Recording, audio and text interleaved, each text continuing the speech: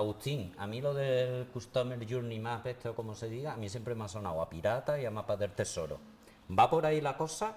¿Realmente cómo lo utilizáis vosotros? ¿Qué uso le dais y cómo lo conectáis con lo que es la gestión o la relación del día a día con los clientes? Pues no está muy lejos de la definición. Al final, lo que es el Customer Journey Map es un recurso visual que lo que hace es trazar el camino que idealmente debería pasar tu lead o tu contacto hasta convertirse en un comprador o el objetivo que tú pongas en medio, ¿no? Entonces, Agustín, lo que hacemos es, digamos, trazar o dibujar desde ese primer momento en el que alguien nos conoce o nos contacta hasta ese momento final en el que compra. Lo que hacemos, digamos, es trazar todo ese camino, todo ese recorrido. ¿De eso va Exacto. esta figura? Sí, nosotros lo que ponemos entre un punto y otro son diferentes puntos intermedios que hacen de puntos de contacto, por así decirlo, y lo que hacemos es intentar que avance en cada uno de esos puntos. Al final es mucho más fácil poner a trabajar nosotros objetivos para que vayan avanzando en puntos de pequeño recorrido que poner un objetivo total para pasar de una fase de descubrimiento que está muy verde a una fase de compra, que es súper complicado que salte de uno a otro.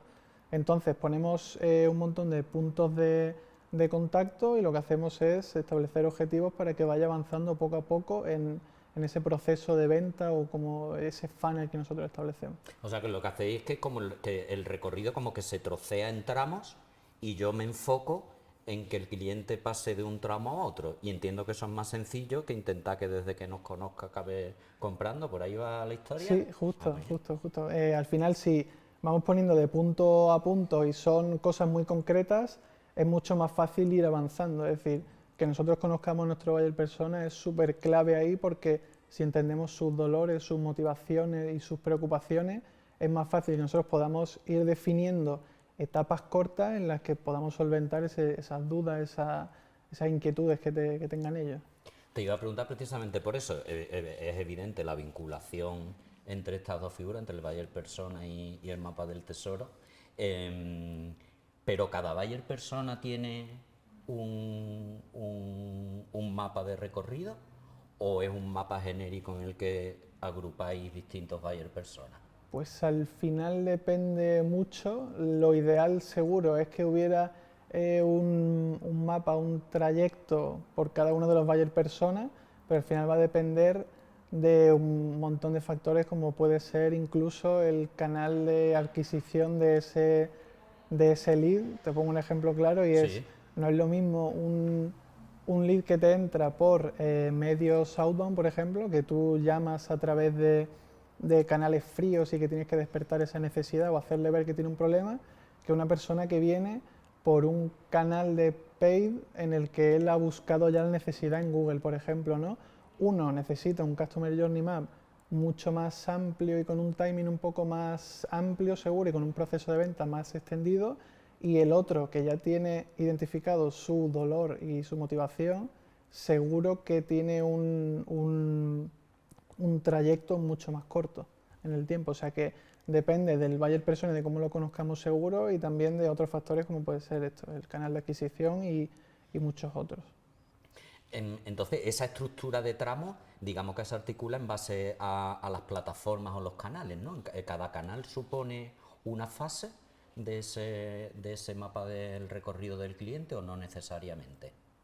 Pues habría que ver seguro la tipología del negocio, pero en nuestro caso, al principio nosotros sí que teníamos un solo Customer Journey Map, y eso fue uno de los errores que tuvimos nosotros seguro al principio, y con el tiempo y como vas conociendo a ese buyer persona, te vas dando cuenta. Al final tienes que tener una filosofía de romper y volver a hacer y no tener miedo a que si has definido un Customer Journey Map, pues no puedas cambiarlo más tarde. Nosotros nos dimos cuenta de que los procesos de venta eran mucho más cortos en canales inbound que en outbound y entonces pues empezamos a hacer diferencias.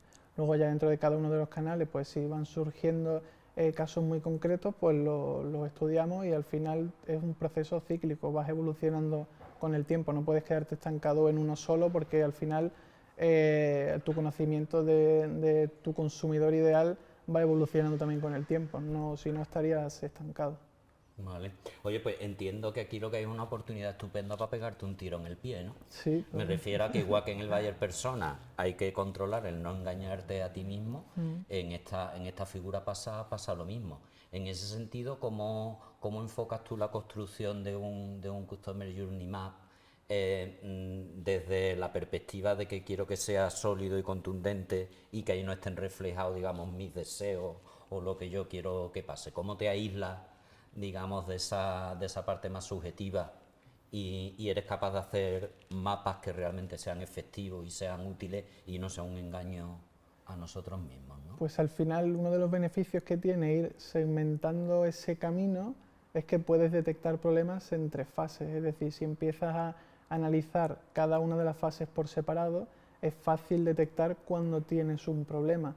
Si a lo mejor tienes dos puntos en tu mapa y tienes un problema entre medio, no sabes detectarlo. Si tienes varios puntos y tienes bien estructurado tu CRM y tu gestión de datos para saber cuánto tiempo lleva ese consumidor en esa fase, puedes ir desglosando cada una de ellas y ver dónde está el problema. Al final también es algo que se retroalimenta del conocimiento que tengas tú del sector y al final son cosas que van de la mano.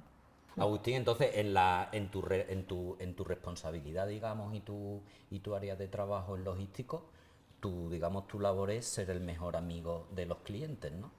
Porque tu labor es, tú eres ese recurso que intermedia o que facilita el contacto real entre el cliente y lo que logístico ofrece. Mi papel es justo ser el mejor amigo de los clientes dentro de la base de datos, es decir, yo vivo rodeado de números y de analizar Y de características de gente, de totalmente, de historia. sacar cuadros de mando y de analizar qué está pasando en cada una de las etapas, si tenemos un problema o no. Seguramente nos lo dirán los números más que yo. Yo soy seguramente el portavoz de los datos. Y más de tantas variables no conlleva cierto riesgo de problemas de múltiple personalidad y cosas así. En tu caso, no, ¿no? En mi caso no, pero vamos, conozco de casos que sí. No, en serio, no. Lo que me quería referir es que igual que es esa figura y hay un componente de responsabilidad grande. Quiero decir, cualquier error por tu parte puede ser errores que realmente den la cara y tengan sus repercusiones.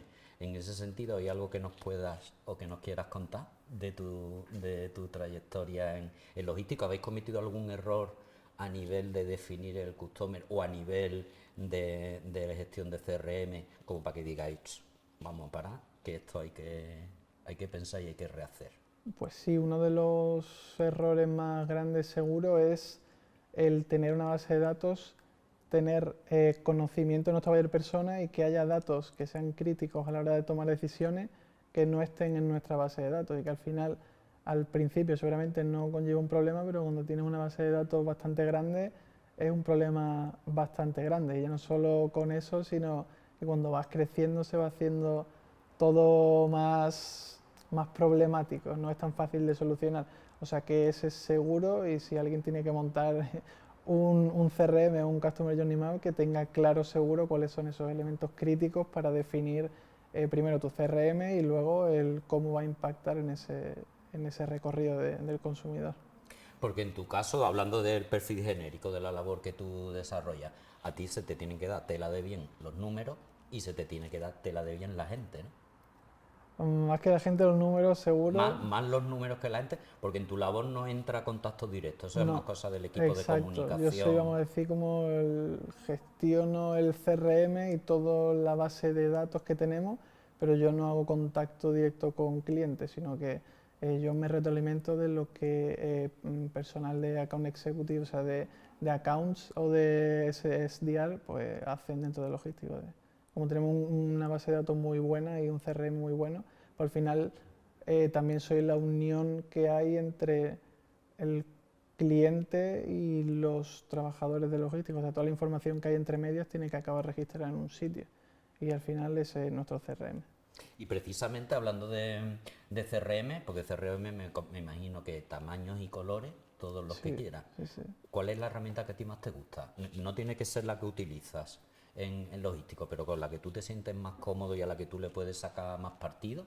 Pues al final nosotros utilizamos HubSpot, que es HubSpot. una herramienta súper potente, pero al final para montar un CRM o para tener un centro de control de información, no hace falta tampoco irse más lejos que un Excel. Es decir, tú puedes tener un Excel y tener todo conectado. Al final, unas buenas bases de estructura de datos te las puede dar esa herramienta y no hace falta irte a un supercomponente o una super herramienta como es HubSpot.